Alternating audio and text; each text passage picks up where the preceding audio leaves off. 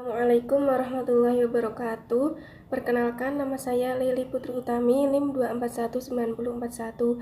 Di sini saya akan menerangkan materi mengenai manajemen PAUD, yaitu guna memenuhi tugas UAS mata kuliah manajemen PAUD manajemen PAUD yang diampu oleh dosen pengampu Bapak Muhammad Irsyad MPD.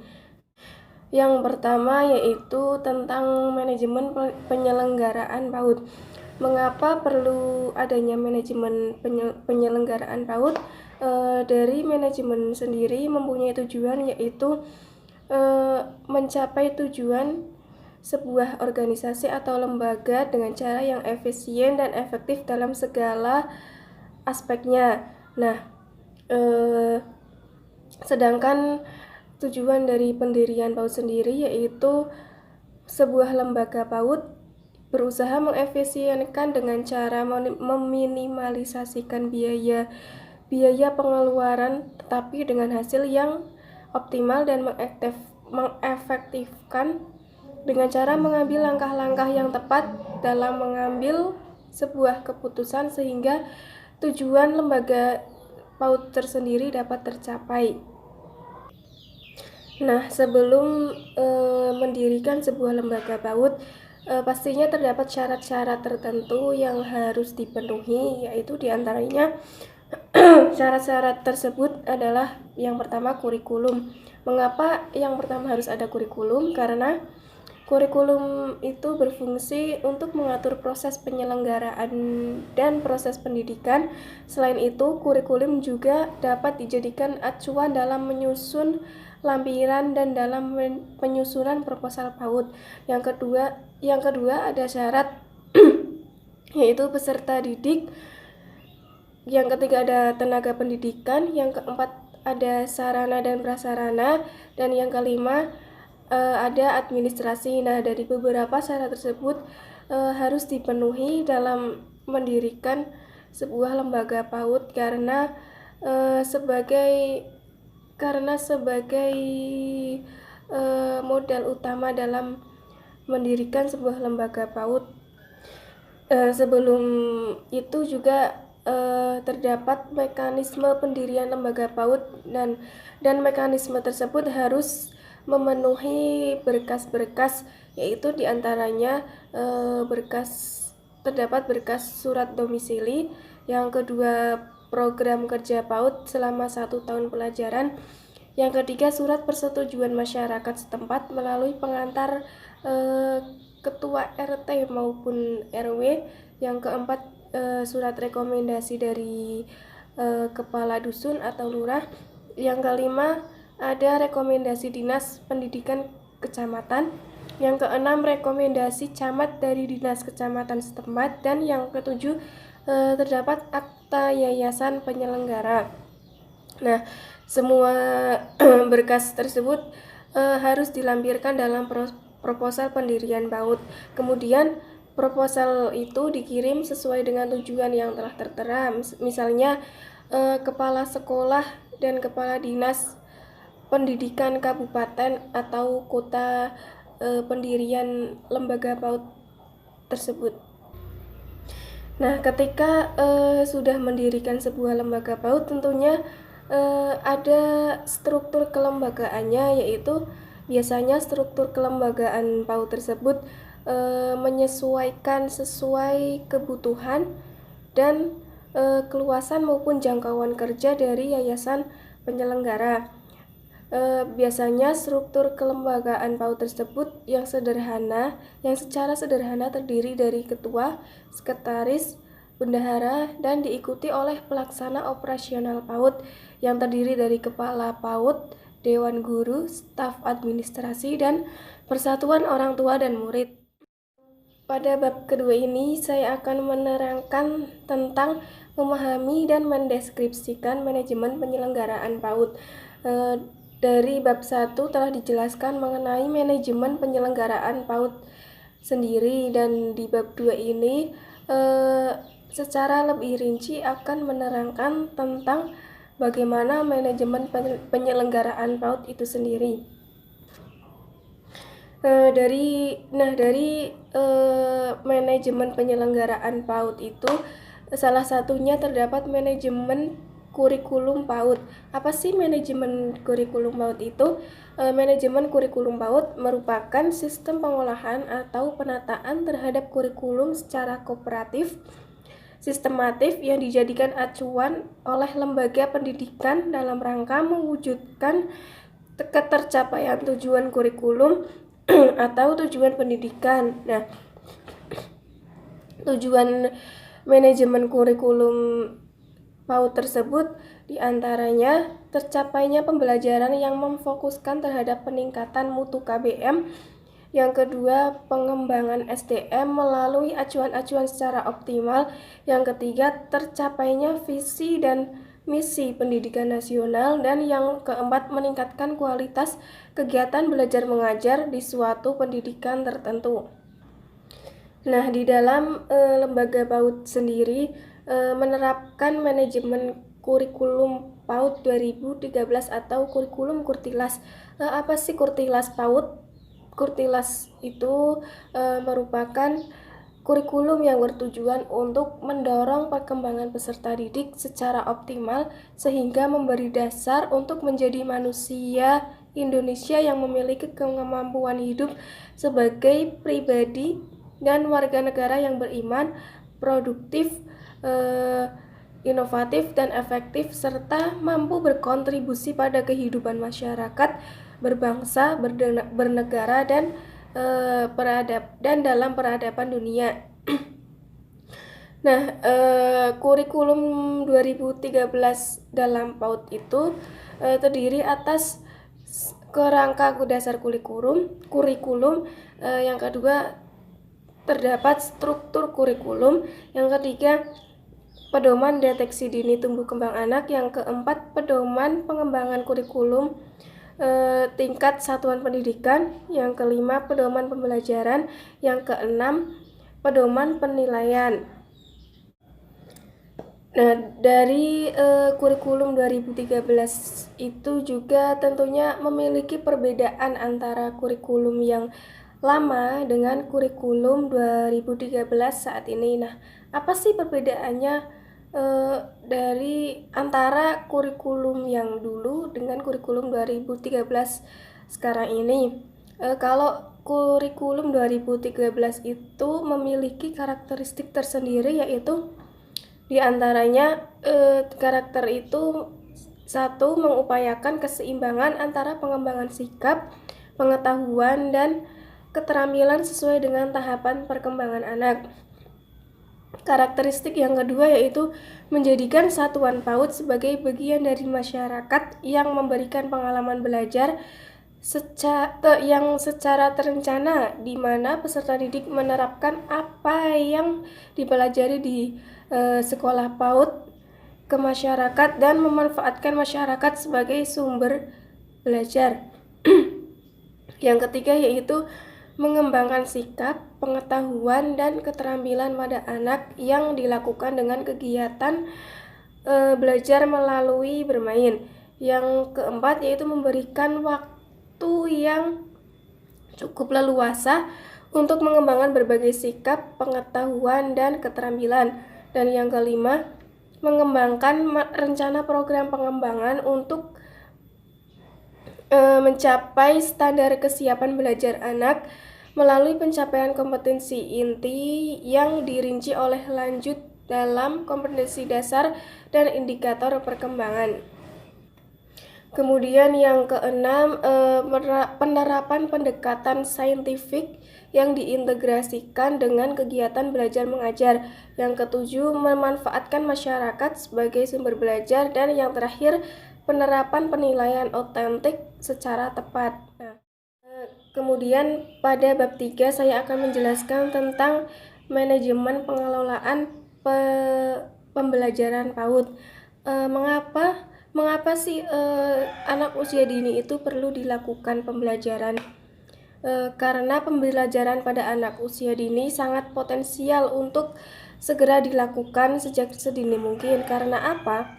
Karena pada masa ini terdapat masa peka atau masa sensitif, di mana anak mudah menerima suatu rangsangan dan pengaruh dari luar yang kemudian akan diterimanya melalui panca indera. Selain itu, perkembangan kemampuan pada anak usia dini seperti perkembangan kognitif, perkembangan bahasa, fisik motorik, dan emosional, serta perkembangan seni, anak juga mengalami kematangan dan perubahan yang cepat seiring dengan pengaruh dari lingkungan.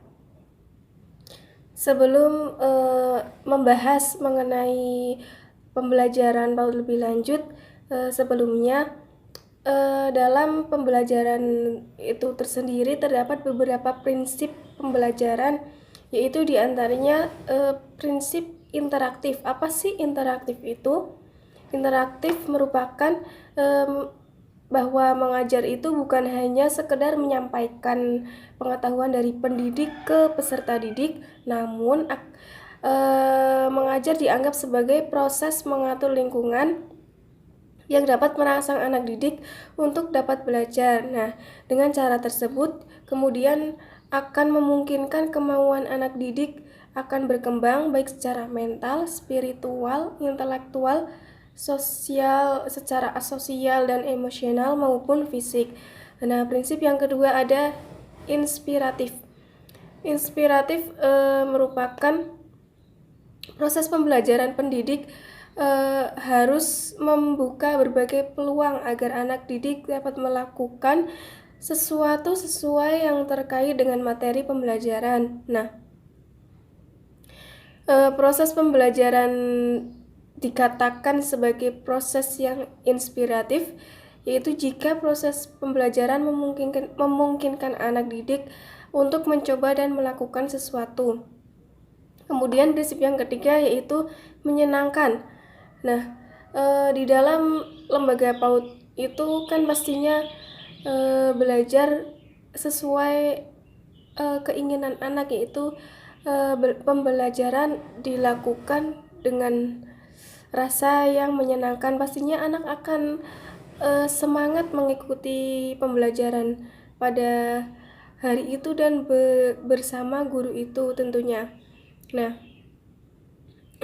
dari proses pembelajaran yang menyenangkan ini memungkinkan seluruh potensi anak didik dapat berkembang karena mereka pasti merasakan sesuatu yang membuat dirinya termotivasi dan menjadi semangat karena dari dalam hatinya sudah merasa senang dan nyaman dengan pembelajaran tersebut. Nah, dalam hal anak usia dini, hal ini hanya dapat terjadi jika proses pembelajaran di sekolah bersifat menyenangkan, tidak mengundang rasa takut, dan pastinya menumbuhkan rasa nyaman terhadap diri anak itu. Dan banyak sekali hal yang bisa membuat para peserta didik itu merasa senang dengan pembelajaran itu. Di antaranya pendidik dapat melakukan dengan cara menata ruangan agar menjadi lebih menarik. Selain itu, pengelolaan pembelajaran yang bervariasi juga perlu, yaitu dengan menggunakan media pembelajaran, misal menggunakan media secara alam, menggunakan media hewan secara langsung, kemudian model pembelajaran yang menarik, misalnya melalui bernyanyi atau bermain. Nah, dengan cara itu pastinya anak akan merasa senang dan semangat dalam mengikuti pembelajaran. Kemudian pendidik juga dapat menerapkan sumber belajar lainnya yang relevan dan kontekstual. Misalnya, pendidik dapat terjun langsung ke masyarakat sebagai bahan sumber belajar kepada peserta didiknya. Kemudian prinsip selanjutnya yaitu menantang. Proses pembelajaran haruslah membuat peserta didik tertantang untuk mengembangkan kemampuan berpikir, kemampuan keterampilan aplikatif, dan keterampilan bersosial.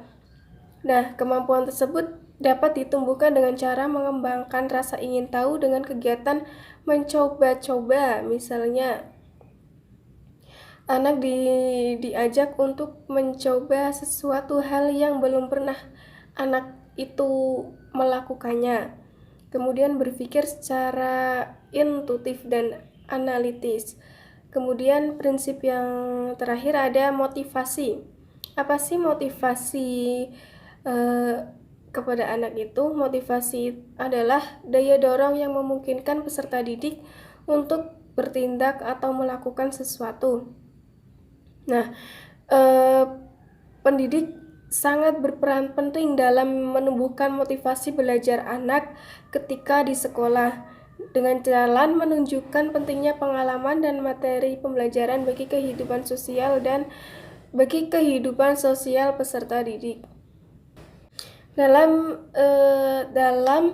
pembelajaran PAUD tersendiri terdapat strategi pembelajaran PAUD guna mencapai tujuan pembelajaran yang secara efektif dan optimal. Nah, di antara strategi tersebut yaitu ada strategi pembelajaran secara langsung.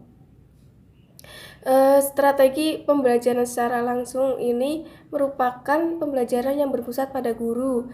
Oleh karena itu, dalam pembelajaran ini menyiratkan langsung interaksi antara guru dengan peserta didik. Nah, dalam pembelajaran ini, materi pembelajaran yang akan dipelajari dibagi ke dalam bagian yang lebih kecil dan diperkenalkan secara langsung kepada anak. Strategi ini merupakan pembelajaran yang banyak diarahkan oleh guru pada sekarang ini karena strategi ini merupakan strategi yang efektif untuk menentukan informasi atau membangun keterampilan tahap demi tahap oleh peserta didik.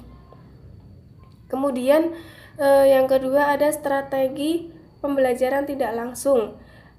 Pembelajaran yang satu ini lebih banyak berpusat pada anak, tidak seperti strategi pembelajaran langsung yang berpusat pada guru. Nah, dengan pembelajaran berpusat pada anak, maka kecepatan belajar ditentukan oleh anak itu sendiri, sehingga anak tidak diharuskan menyelesaikan secepatnya bagian-bagian yang sulit dipelajari. Nah, dalam kegiatan pembelajaran ini, guru hanya memberikan umpan balik dan bimbingan kepada anak akan terdorong untuk mendapatkan informasi tersebut.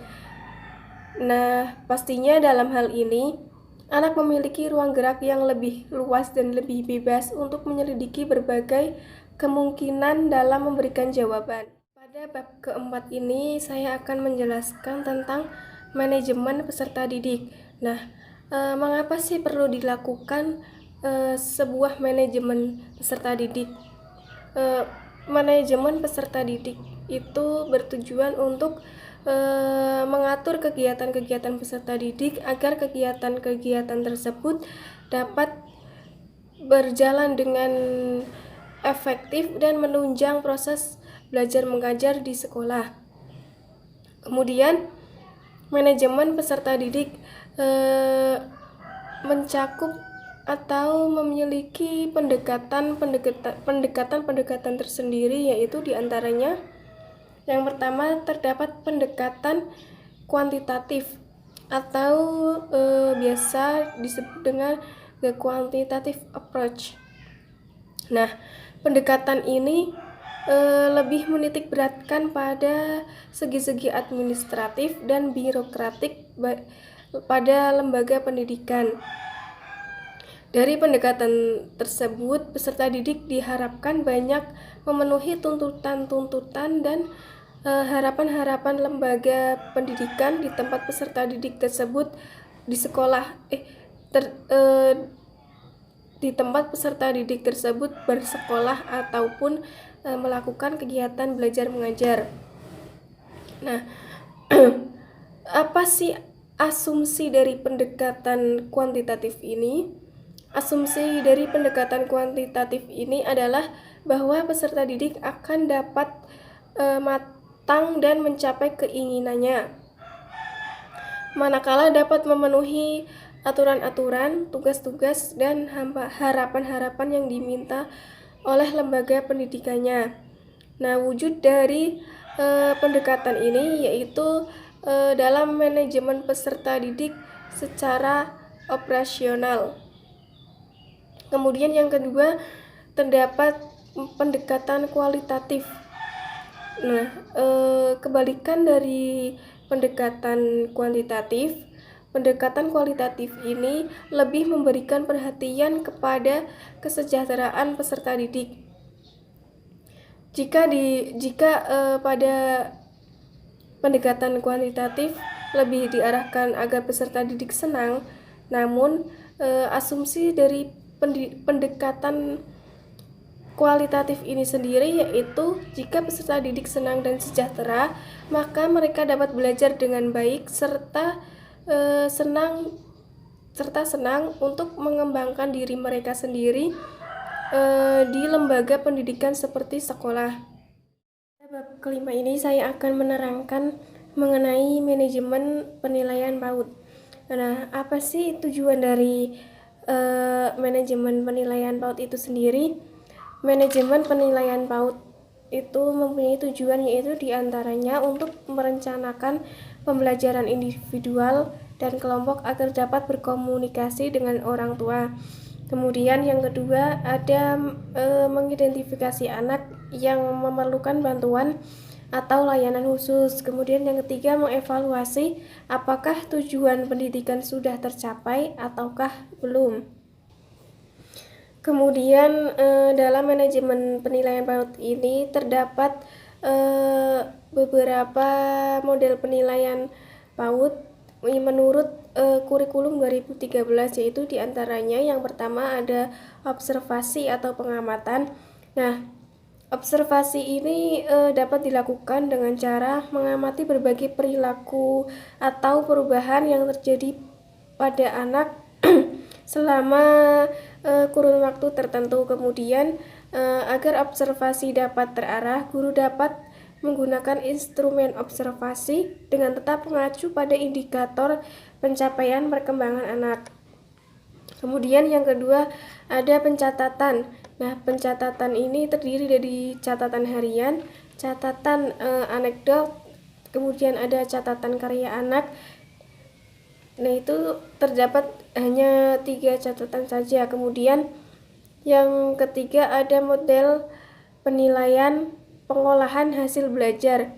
Model pengolahan hasil belajar ini ditangani oleh guru yang menangani anak tersebut dengan tujuan untuk melihat perkembangan terbaik yang dicapai oleh anak. Kemudian model yang keempat ada pengarsipan. Terdapat beberapa jenis pengarsipan atau jenis bukti kegiatan yang harus dikumpulkan dan disimpan. Dan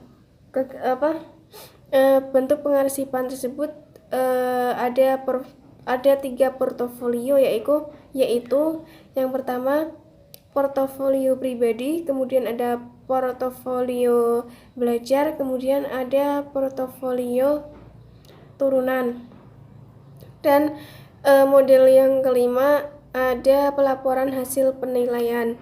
Nah, pelaporan hasil penilaian ini merupakan kegiatan untuk menjelaskan hasil penilaian guru tentang pertumbuhan dan perkembangan anak yang meliputi pembentukan perilaku dan kemampuan dasar, dengan tujuan untuk memberikan penjelasan kepada orang tua atau pihak yang memerlukan tentang pertumbuhan dan perkembangan dan hasil yang dicapai oleh anak selama di PAUD. 6 ini saya akan menerangkan mengenai manajemen tenaga kependidikan dan kependidikan. Apa sih yang dimaksud dengan tenaga kependidikan dan kependidikan?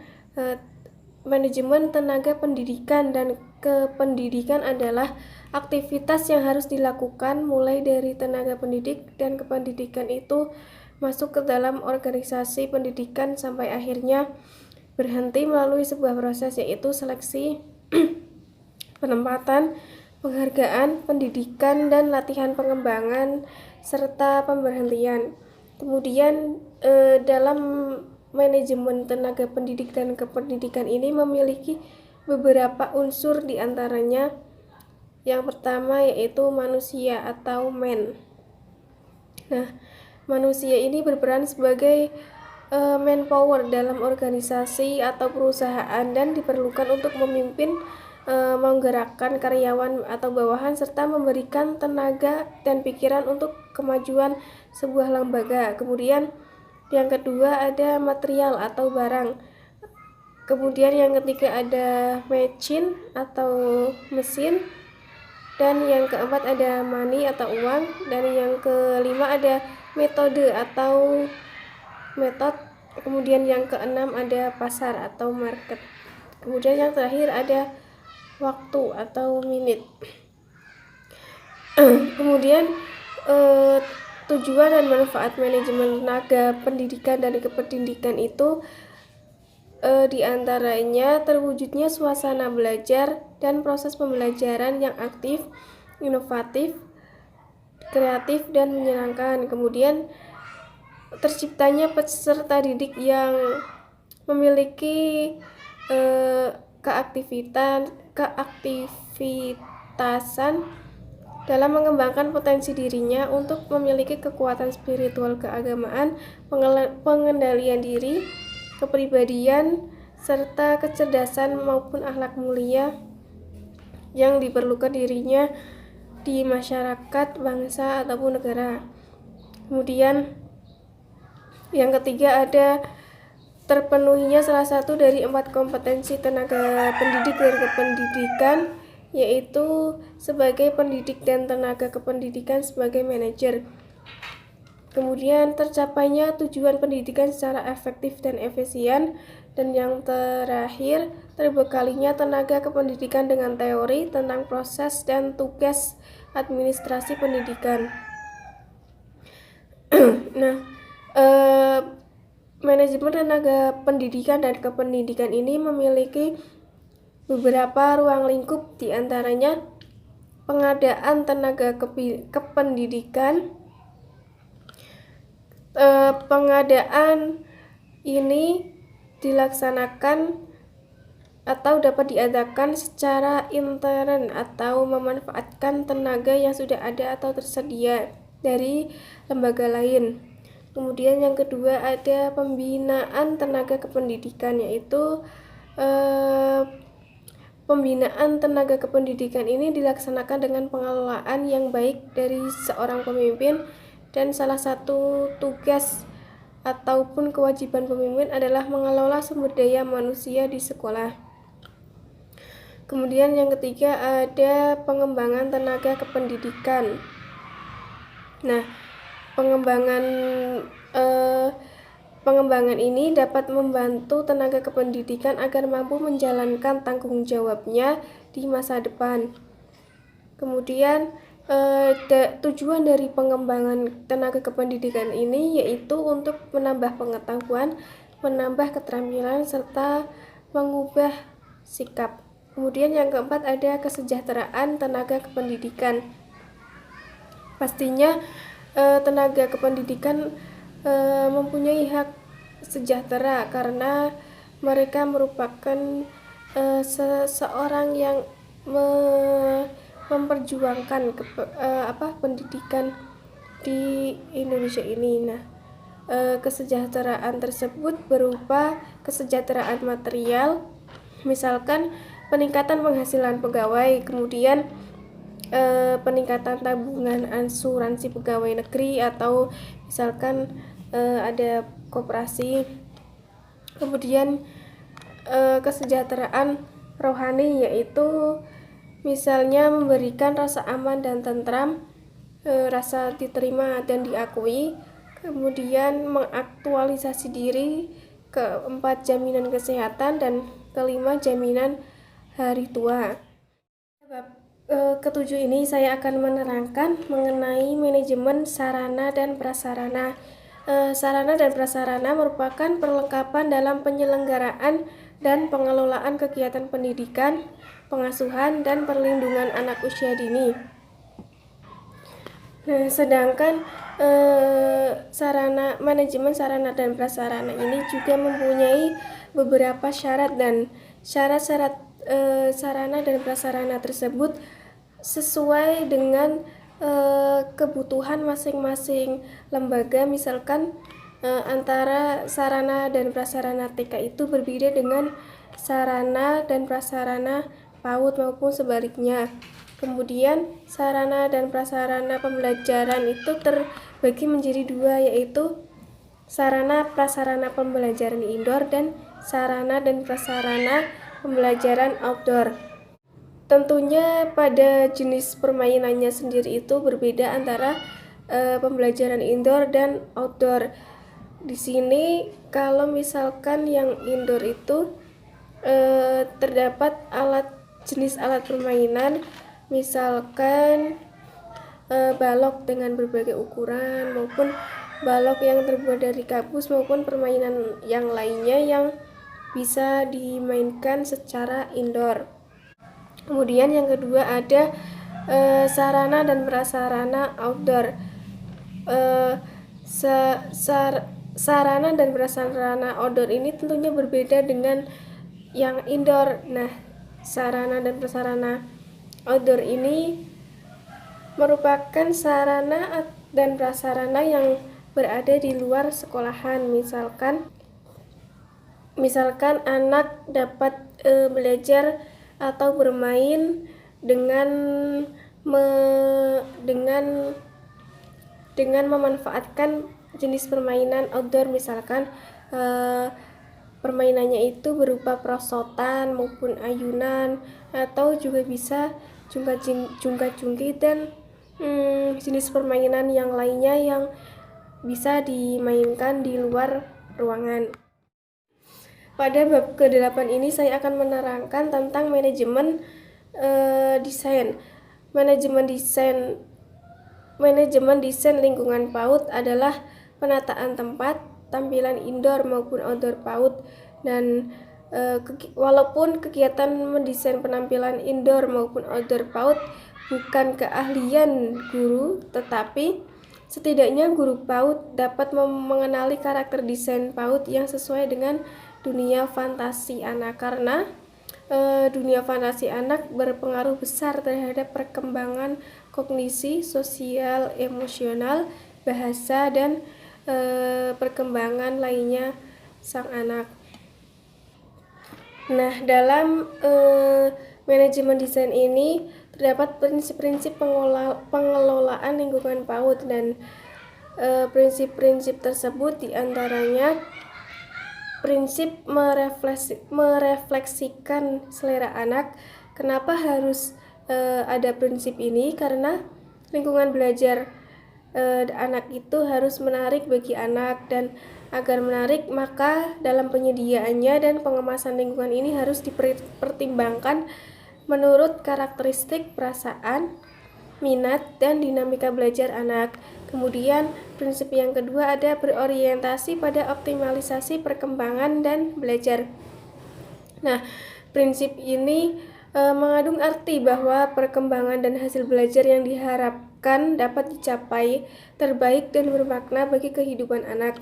Kemudian prinsip yang ketiga ada berpijak pada efisiensi pembelajaran. Nah, maksudnya apa? Maksudnya adalah bahwa berbagai upaya yang dilakukan guru dalam menciptakan lingkungan belajar di PAUD ditunjukkan dalam rangka mewujudkan efisiensi atau penghematan dalam proses pembelajaran. Kemudian terdapat optimalisasi pemanfaatan lingkungan PAUD, diantaranya yaitu perlengkapan musik pada area outdoor, kemudian ada perpustakaan anak, kemudian ada laboratorium IT atau teknologi, kemudian ada standar sarana dan prasarana pendidikan anak usia dini. 9 ini saya akan menerangkan mengenai manajemen keuangan PAUD. Mengapa perlu dilakukan adanya manajemen keuangan PAUD? Karena manajemen keuangan PAUD itu bertujuan yang pertama yaitu menjamin agar Dana yang tersedia dipergunakan untuk kegiatan harian sekolah dan menggunakan kelebihan dana untuk diinvestasikan kembali. Kemudian yang kedua, tujuannya memelihara barang-barang atau aset sekolah. Dan yang ketiga, menjaga agar peraturan-peraturan serta praktik penerimaan, pencatatan, dan pengeluaran uang diketahui dan dilaksanakan. Nah, sedangkan untuk mencapai tujuan tersebut, maka dibutuhkan kreativitas kepala sekolah dalam menggali sumber-sumber dana, menempatkan bendaharawan yang menguasai dalam pembukuan dan pertanggungjawaban keuangan, serta memanfaatkan secara benar sesuai peraturan perundang-undangan yang berlaku. Dalam manajemen keuangan PAUD itu dapat melakukan dengan berbagai cara, misalkan salah satunya melakukan perencanaan anggaran PAUD yang salah satu bentuknya misalnya penyusunan rancangan anggaran pendapatan dan belanja sekolah atau RAPBS. Nah, RAPBS ini meliputi penganggaran untuk kegiatan pengajaran, materi kelas, pengembangan profesi guru, renovasi bangunan sekolah, pemeliharaan buku, meja, dan kursi. Nah, dalam penyusunan RABS ini terdapat beberapa prinsip, diantaranya RAPBS harus benar-benar difokuskan pada peningkatan pembelajaran murid secara jujur, bertanggung jawab, dan transparan. Kemudian yang kedua, RAPBS harus ditulis dalam bahasa yang sederhana dan jelas dan dipajang di tempat terbuka di sekolah. Kemudian dalam menyusun RAPBS, sekolah sebaiknya secara seksama memprioritaskan pembelanjaan dana sejalan dengan rencana pengembangan sekolah. Pada bab 10 ini saya akan menerangkan tentang manajemen hubungan masyarakat. Nah, tujuan dari manajemen hubungan masyarakat itu sendiri adalah untuk membangun dan memelihara kerjasama yang positif antara lembaga pendidikan dengan masyarakat sekitar. Dari manajemen hubungan masyarakat ini memiliki beberapa ruang lingkup. Nah, ruang lingkup tersebut diantaranya ada kepala sekolah, kemudian guru atau tenaga pendidik, kemudian ada staf tenaga kependidikan, peserta didik, komite, pengurus, dan wali murid. Nah, semua objek tersebut dapat disebut sebagai warga pendidikan. Kemudian terdapat model pemberdayaan hubungan sekolah dengan masyarakat, yaitu yang pertama, agen pemberitaan. Agen pemberitaan ini dapat diartikan sebagai sebuah model di mana informasi bergerak satu arah sekolah menuju masyarakat. Nah, model ini merupakan bentuk yang paling tua dari public relation. Kemudian ada model informasi publik atau public information. Nah, public information ini merupakan sebuah subjek berusaha menyampaikan pesan yang dimengerti komunikan dengan secara tidak menanggapi umpan balik. Nah, namun model ini diakui kurang mendalami peran sebagai komunikator untuk menjelaskan pesan terhadap masyarakat. Kemudian yang ketiga ada asimetris dua arah. Nah, model ini memandang masyarakat adalah objek yang harus dipahamkan dengan informasi yang kita berikan. Namun, meskipun begitu, model ini tidak lebih mempertimbangkan feedback masyarakat seperti model informasi publik, dan pemberdayaannya tidak membuat mereka berdiri terlalu jauh antara satu dengan lainnya.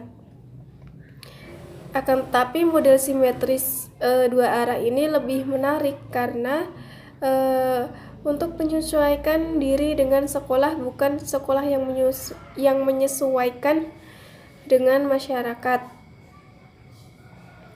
Kemudian ada model simetris dua arah. Nah, model ini kebalikannya dengan model yang tadi. Nah, model ini merupakan model yang paling etis karena dari sini bisa disimpulkan bahwa model simetris dua arah merupakan model yang berhasil dalam menyampaikan informasi atau yang lainnya kepada publik dan mengikat keduanya dalam komunikasi yang efektif. Pada bab ke-11 ini saya akan menerangkan tentang manajemen pengawasan atau supervisi PAUD. Nah, fungsi dari pengawasan atau supervisi dalam pendidikan bukan hanya sekedar kontrol untuk melihat apakah segala kegiatan telah dilaksanakan sesuai dengan rencana atau program yang telah digariskan atau tidak, akan tetapi lebih daripada itu. Nah, manajemen supervisi dalam pendidikan terutama dalam PAUD mengandung pengertian yang lebih luas, yaitu kegiatan supervisi mencakup penentuan kondisi-kondisi atau syarat-syarat personel maupun material yang diperlukan untuk tercapainya situasi belajar mengajar yang efektif dan usaha memenuhi syarat tersebut. Nah, dalam pelaksanaannya, supervisi bukan hanya mengawasi kinerja guru ataupun pegawai dalam menjalankan tugas dengan sebaik-baiknya sesuai dengan instruksi atau ketentuan yang telah digariskan saja, tetapi juga berusaha bersama-sama guru memperoleh informasi tentang bagaimana cara memperbaiki proses belajar mengajar. Jadi dalam kegiatan supervisi ini guru tidak dianggap sebagai partner bekerja saja yang memiliki ide-ide, pendapat-pendapat, dan pengalaman-pengalaman yang perlu didengar dan dihargai, serta diikut-sertakan di dalam usaha-usaha perbaikan perbaikan di lembaga pendidikan. Nah, supervisi atau pengawasan ini tentunya memiliki beberapa ruang lingkup, yaitu ruang lingkup tersebut terdapat supervisi taman kanak-kanak, yaitu yang pertama supervisi bidang kurikulum. Supervisi ini mencakup semua pembinaan pelaksanaan kurikulum dalam rangka pencapaian tujuan yang telah ditetapkan. Kemudian ada supervisi bidang kesiswaan. Nah, supervisi ini mencakup semua pembinaan pelaksanaan murid taman kanak-kanak. Kemudian ada supervisi bidang kepegawaian. Nah, dalam supervisi ini mencakup semua kegiatan pembinaan pelaksanaan pengelolaan personel di taman kanak-kanak. Kemudian ada supervisi bidang sarana dan prasarana. Nah, supervisi ini mencakup semua kegiatan pembinaan pelaksanaan pengelolaan semua sarana dan prasarana di taman kanak-kanak. Kemudian ada supervisi bidang keuangan, yaitu mencakup semua upaya meningkatkan kualitas pengelolaan keuangan taman kanak-kanak. Kemudian ada supervisi bidang humas yang mencakup semua peningkatan kemampuan taman kanak-kanak dalam menciptakan kerjasama yang harmonis dengan orang tua murid, tokoh masyarakat, kelompok masyarakat, dan masyarakat umum. Kemudian ada supervisi bidang ketatausahaan. Nah, kegiatan ketatausahaan tersebut antara lain berupa membuat surat, mengadakan, mengagendakan surat, mengarsip dokumen-dokumen penting, merekap data kepegawaian, dan kegiatan ketatausahaan ini merupakan kegiatan yang sangat menunjang kelancaran kerja semua personel taman kanak-kanak, sehingga harus dikerjakan dengan sebaik-baiknya. Nah, itulah beberapa penjelasan mengenai materi manajemen PAUD ini, dan selebihnya saya memohon maaf apabila dalam menjelaskan ini kurang maksimal. Kurang lebih seperti itu yang saya bisa. Terima kasih. Wassalamualaikum warahmatullahi wabarakatuh.